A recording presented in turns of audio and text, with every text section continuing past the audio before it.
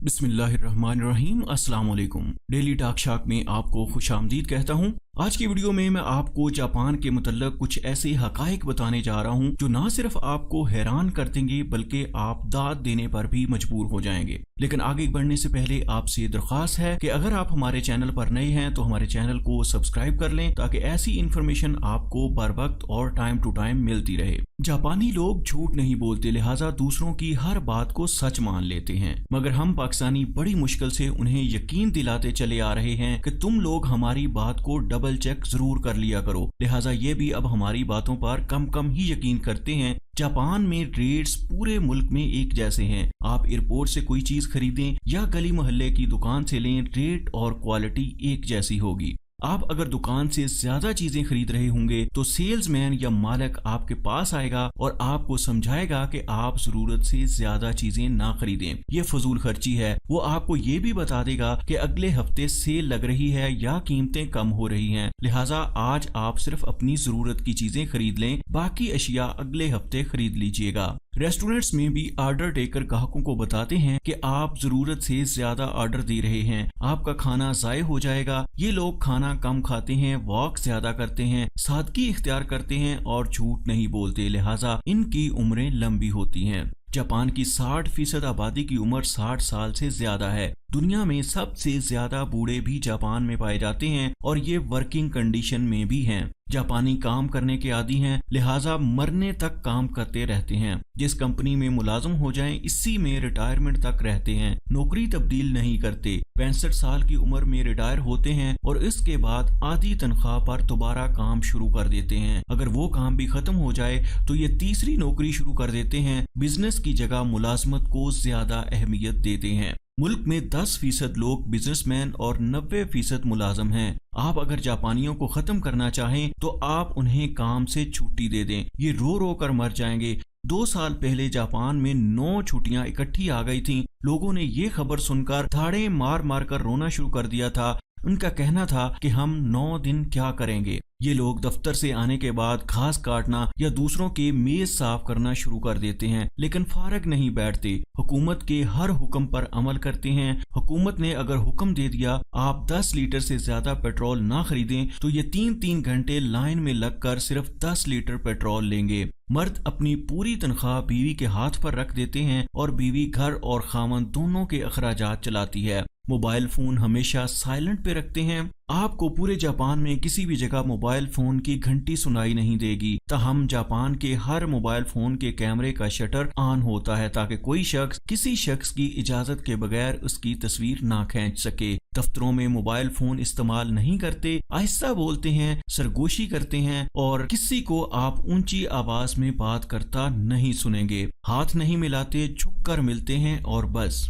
ये लोग दूसरों के साथ भी बात नहीं करते। दफ्तर से निकलकर पब जाते हैं, बियर पीते हैं, तिक्के खाते हैं और खुलकर एक दूसरे के साथ गप लगाते हैं। घर वापस जाते हैं और दोबारा खामोश हो जाते हैं। घर छोटे हैं, लिहाजा अज़दवाजी तल्लुकात के लिए पूरे जापान में लव होटल बने हैं। मियाँ बीवी चंद घंटों के लिए वहाँ चले जाते हैं और नहा धोकर वापस आ जाते हैं। औरतें और मर्द एक दूसरे के साथ बिला वजह फ्री नहीं होते। मजहबी और सियासी गुफ्तगू बिल्कुल नहीं करते। कोई भी विजिटर पासपोर्ट दिखाकर किसी भी दुकान से ड्यूटी फ्री अशिया खरीद सकता है, जबकि बाकी मुल्कों में ये सहूलत सिर्फ एयरपोर्ट्स पर दस्तयाब होती है। जापान में एहतसाब बहुत ज्यादा है। अक्टूबर 2016 में टोक्यो में 10 मिनट बिजली बंद हुई थी और बिजली का वजीर 20 मिनट नदामत से सर झुकाकर खड़ा रहा। मर्दाना मुआशरा है, मर्दों की तनख्वाहें आज भी औरतों से ज्यादा होती हैं। तनख्वाहों का तयन भी उम्र और जरूरत के मुताबिक होता है। अगर किसी शख्स की जरूरत कम है तो उसे कम मुआवजा मिलेगा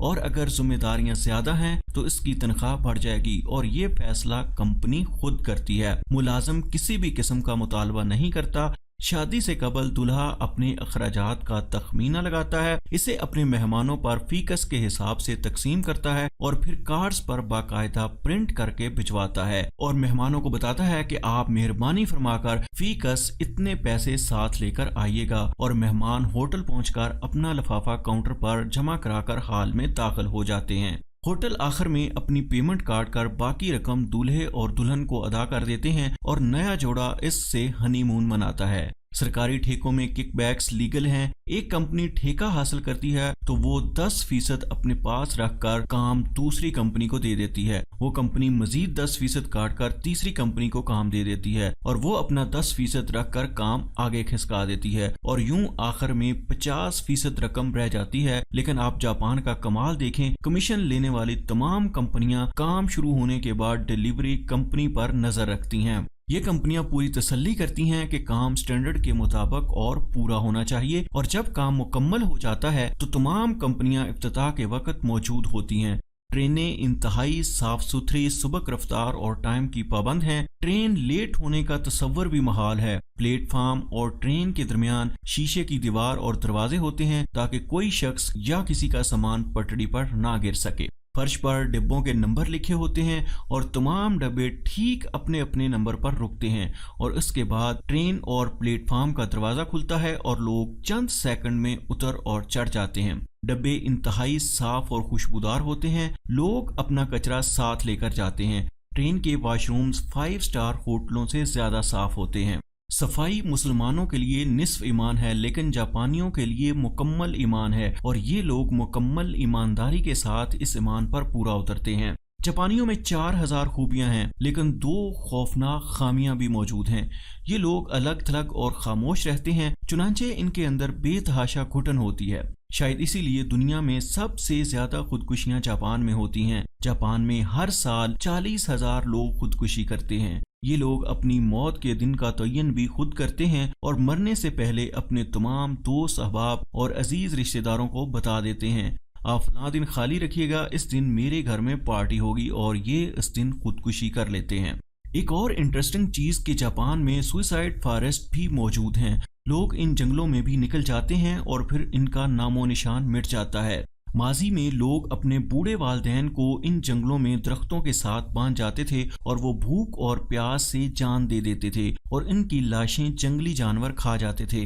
पूरे मुल्क में अमनो अमान है, पुलिस किसी जगह दिखाई नहीं देती। ये थानों में बैठकर स्मार्ट कैमरों से शहरों पर नजर रखती है। चोरी चुकारी की वारदातें न होने के बराबर हैं। आप किसी जगह सामान छोड़ दें, 10 दिन बाद भी आपका सामान वहीं पड़ा होगा या फिर आपको लास्ट एंड फाउंड काउंटर से मिल जाएगा। जापानी डीएनए में फ्रॉड का धागा सिरे से मौजूद ही नहीं। ये लोग फ्रॉड कर ही नहीं सकते और अगर करेंगे तो दूसरे दिन खुद ही आकर इतराफ जुर्म कर लेंगे। ये रोज बाथ टब में बाथ लेते हैं। आधा घंटा पानी में लेटना इनके लिए इबादत का दर्जा रखता है। जापानी कमोड पूरी दुनिया से मुख्तलिफ हैं। कमोड की सीट गर्म होती है, इसके साथ सफाई के बटन होते हैं। आप बटन दबाएं, पानी की फुहार आएगी और आपको साफ कर देगी। मुस्लिम शावर की जरूरत नहीं पड़ेगी। घरों के दरवाजे अमूमन खुले रहते हैं। घरों और फ्लैट्स के पीछे ग्रीनरी की गुंजाइश होती है। अपने कपड़े खुद धोते हैं, लान की घास भी खुद काटते हैं। चलते फिरते खाते नहीं हैं। मुल्क की 99% आबादी कंधों या पुश्त पर बैग लटकाकर बाहर निकलती है। क्योंकि जापान में बारिशें ज्यादा होती हैं, चुनांचे आपको पूरे मुल्क में दरख्त, घास और फूल नजर आते हैं। ज़ेब्रा क्रॉसिंग के अलावा सड़क क्रॉस नहीं करते। कतार किसी जगह नहीं टूटती। टोक्यो की 1/4 आबादी सुबह के वक्त से बाहर आती है और शाम के वक्त शहर से वापस चली जाती है। चुनांचे सुबह और शाम के औकात में अंडरग्राउंड ट्रेनें भरी हुई मिलती हैं। इनमें तिल धरने की जगह नहीं होती और लोगों को बाकायदा दबा दबा कर ट्रेन में भरा जाता है। और एक और इंटरेस्टिंग फैक्ट कि आपको दुनिया के किसी भी हिस्से में जापानी भिखारी या तवाइफ नहीं मिलेगी। जापानी औरतें अगर धंधा भी करेंगी सिर्फ जापान में करेंगी, खा ये भूखी ही क्यों न मर जाएं। और कोई जापानी शख्स किसी जापानी शख्स को भीख नहीं देता। क्यों? क्योंकि ये लोग इसे जापान की तौहीन समझते हैं। इनका ख्याल है कि जो जापानी मुश्किल वक्त के लिए रकम बचाकर ना रखे इसे मर जाना चाहिए, इससे जिंदा रहने का कोई हक हासिल नहीं है। तो मोअज़्ज़ज़ नाज़रीन, उम्मीद करता हूँ मेरी ये कावश आपको पसंद आई होगी। अगली वीडियो तक के लिए इजाजत चाहता हूँ। अपना ख्याल रखिएगा। अल्लाह हाफिज।